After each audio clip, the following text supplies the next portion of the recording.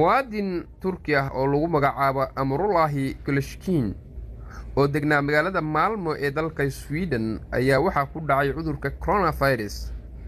Gabadhiisa oo lagu magacaabo Leila ayaa shalay baraha bulshada soo gelisay inay wacday dhowr jeer isbitaalada iyo ambalaasta, laakiin aan wax loo qaban, aabaheedna uu ka sii darayo.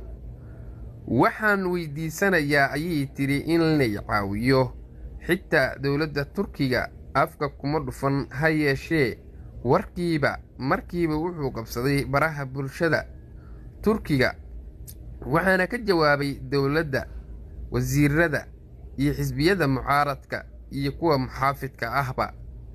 Markiiba wasaaradda caafimaadku waxay u dirtay diyaarad nooca ambalaasta duusha ah.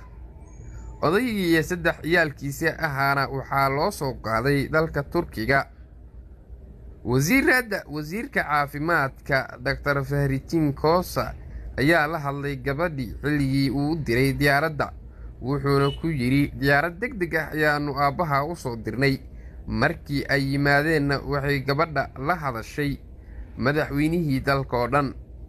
Madaxweyne Erdogan ayaa ku yiri Leila, aabaha hadda kadib gacan aamin ah ayuu ku jiraa, ha walwalin.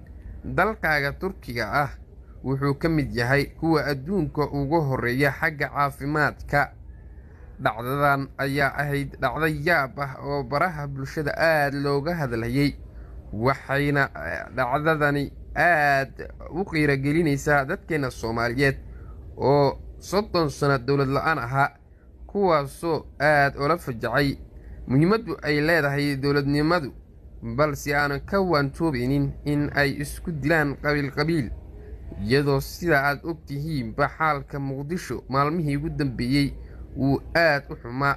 Xaaladda cudurka coronavirus oo dunida saameeyay aysan waxba u arag, iyaga oo ka doorbiday siyaasiyiin abaabulaysa, qabanqaabinaysa mudaharaadyo danley siyaasadeed ay soo abaabuleen, kuwaasoo shacabkaana loogu tureenin. Cudurka coronavirus ayaa saameeyay dunida, balse Soomaaliya waxay u aragtaa mid ay haraanti iyo feer isaga dhicin karto, kaasoo ay wadooyinka u ordayaan xilli xaalku adag yahay. Fadlan haddii aad ka heshay muuqaalkan, sii share garee, like saar, waad ku mahadsan tahay daawashada muuqaalkani.